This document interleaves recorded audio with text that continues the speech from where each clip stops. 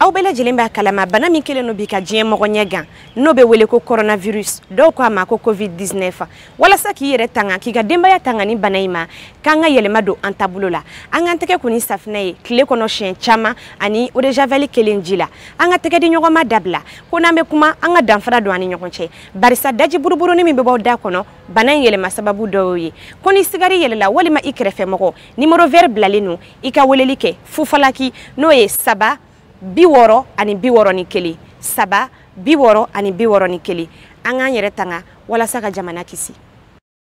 Fɛn min bɛ jamana kɔnɔ dogolen tɛ mɔgɔ si la fɛn jumɛn m'an kisi a ma ka mètre hakɛ dɔ don ani ɲɔgɔn cɛ ka se mètre 1 hakɛ ma denmisɛnninw b'o la mɔgɔkɔrɔbaw b'o la surtout jamako yɛrɛ fan o fan an k'o jɔ fɔlɔ an yɛrɛ kun kama mɔgɔ kama tɛ i yɛrɛ bɔ dan yɛrɛ bɔ ye donc n'an y'o jɔ an k'a dɔn k'a fɔ an taalen safinɛ ka tɛgɛ ko eau de javel ni ma gel sɔrɔ gel ko ti jagoya dɛ ko gel wari tɛ n bolo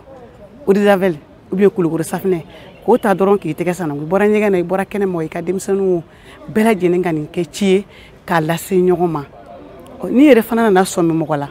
ko bana in taamasiyɛn bɛ mɔgɔ min na ou bien dɔ y'a fɔ i kɛrɛfɛ weleli bɛ ka kɛ numéro min na i ti dɔrɔmɛ bɔ 3 60 61. An bɛ ka jɛ ka coronavirus kɛlɛ an ka distance ta ɲɔgɔn cɛ an ka tɛgɛw ko siɲɛ caman tile kɔnɔ eau de javel ni safinɛji la walasa ka coronavirus kɛlɛ wa an kana to ka maga ɲɔgɔn na ka mètre 1 bila an ni ɲɔgɔn cɛ wa ni ɲininkali fɛn fɛn b'an fɛ ou bien n'an sɔmina mɔgɔ fɛn fɛn na ou bien n'an sɔmina an yɛrɛ la an ka weleli kɛ 3 60 61 an bɛ ka jɛ ka coronavirus kɛlɛ aw ni ce. Hello, my name is Klaus. I'm one of the directors of the École de Maintien de la Paix in Bamako, Mali. I want to talk about the coronavirus. The coronavirus is really serious, and take it serious. There is no treatment at the moment against this virus. So there are only a few chances. One is wash your hand regularly with soap and eau de javel. And secondly, keep distance to people, minimum 1 meter. And if you have any questions in Mali, you can call the 36061. Thank you.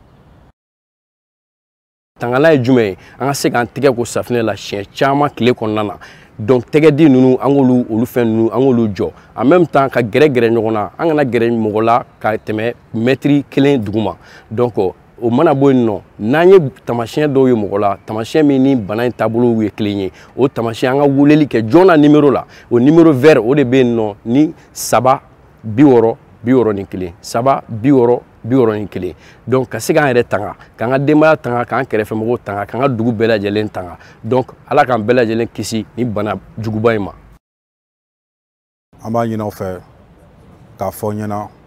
ko coronavirus ko in tiɲɛ don a siga ka bɔ bɛɛ la tiɲɛ don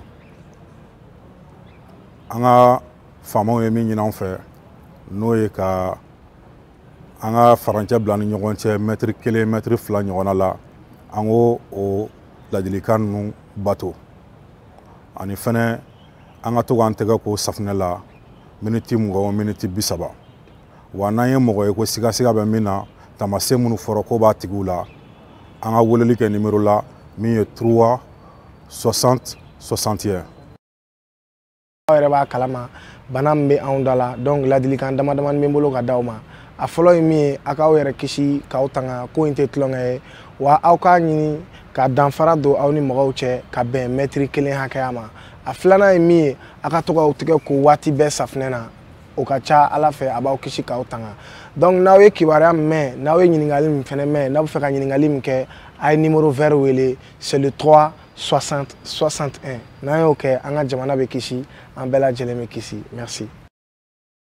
Bon, coronavirus ko na samu ko la nga distance respecté mètre 1 ani ɲɔgɔn cɛ n'an k'an tɛgɛw ko ni safinɛji ye ni question b'an bolo an ka weleli kɛ 3 60 61 ala k'an dɛmɛ.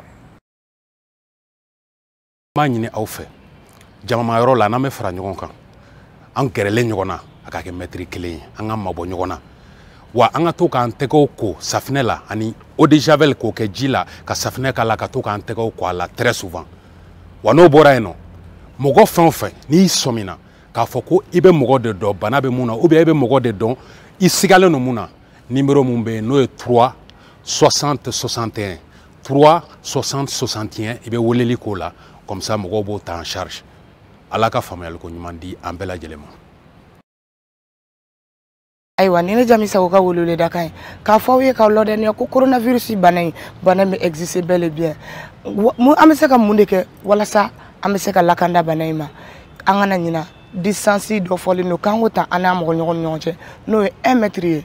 o ko fe angana nyina angana senge kan tega wala sanuya wakati be amese kan tega ko ni ayre ka safna we mi mambulia amese ka orjavel ji do ni ke jila wakati be amese ka ayre la sanuya no kuma o tamene ko fe ni yere ba donc ki sigari yere la walma ni sigara mo mina ibe woleli ke 3 60 61. السلام عليكم. أتمشيت مرقت لهم ونقول إنكم كدار تراني توزع مسك تنكلت ماشق تشرف فلان طورنا لباس العالم المغرب الناس ودون أفريقيا صارت دراود أي كلام جوتنا أسوف نجم مكاس نترمكس نقازي مننا نقازي مرهنا أسكي أفور نقازي مننا ورتنا كذا التقيم ده هنك ورتزدرد كوت تزدرد غلو كك قرشة تزدرد وفك تزدرد ورتوصل الدين وما تلاجرك دوار مرنس 1 متر وروف هذا زجرم ترتيب الدين وفتقيم رهن نون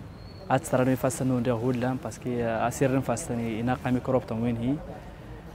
ده الصابو ده هرتو يناقي ميكروب تنردلانتيس فرنجوتي يناقي ميكروب تنجيشم تورم تندانا نو استرسن سارني فاستنون استرتي فاستنون مراوت خاطرة تندغش اللي ما استرت تور قوي تيرو ما استرتي فاستنون يا ورتو المسترون ديت نون يري الشكل ما نظهر نطور هنا مارتين سيرو تاني مروان كراب صدستنون دين أيت مشيت ما هو لقون هولا إن شاء الله وانا يدروا على باس إن شاء الله تعرفنون يمان نون أقصد على النون دمارون نون ميرسي. Coronavirus contrôle là, et soit tamantambulu, amanteke ko régulièrement et puis amandenya doni tola, amanteke ko régulièrement, amandenya doni tola. Nama fait information brève sur, ambe 3 60 61 wele, 3 60 61. Ne balma che fara musogan demse ani mabakoro. Mali konna la bana kura do bolo no beba don coronavirus na kuma nga Mali la donc pour ya bana en kele bana inte klonge faut que anga tege do ko safna la régulièrement en même temps ga distance réglementaire de douane no che no 1 mètre en somna kaw kala ko ka suspect numéro do ben na be woleli ko la no 3 60 61. Protégez-vous en vous lavant les mains avec de l'eau javelisée et du savon et respectez les mesures d'1 mètre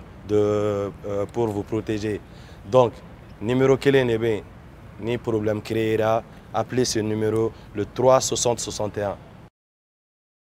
Le coronavirus clé na amba ni bela jelen fe aga otege ko shiye chama o de javel la ani safne la o temene ko fe noni mo be yogon fe a o jila ja metri kelen ga do anu yogon che wala sa ka o kisi o be temene ko fe fana mo fe mo be information na no mo be ko wera la bana en ko la o se ga weleli ke numéro la numéro ni 3 60 61 numéro ni foudé ala ka malik ici.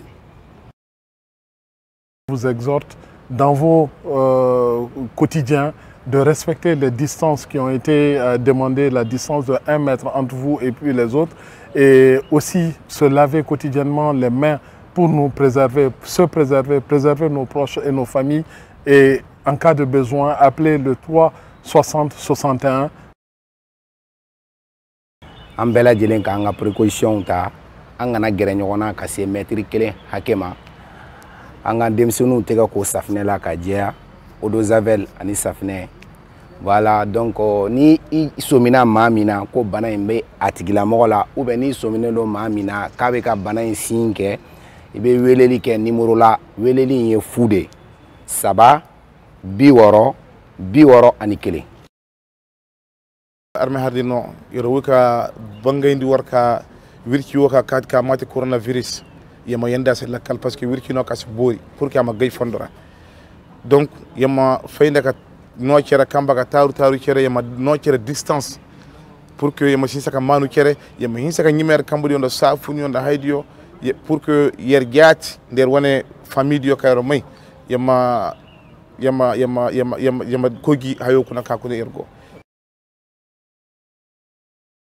Nga essayer ka gɛrɛ ɲɔgɔn na ka caman b'o la k'an tɛgɛw ko safinɛ la sanga ni wagati bɛɛ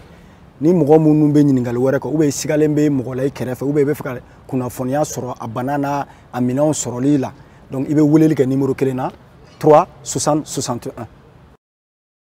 Ces messages pour inviter nos compatriotes maliens et maliennes ainsi que tous ceux qui vivent avec nous au Mali de prévenir la menace du coronavirus. Et il faut éviter les poignées de main, il faut éviter les attroupements, il faut se laver régulièrement les mains au savon, au moins une fois toutes les heures. Et également pour toute question de compréhension ou d'autres questions supplémentaires, adressez-vous au numéro vert du ministère de la Santé et des Affaires sociales au 3 60 61 ou au 80 00 12 01 pour la protection civile.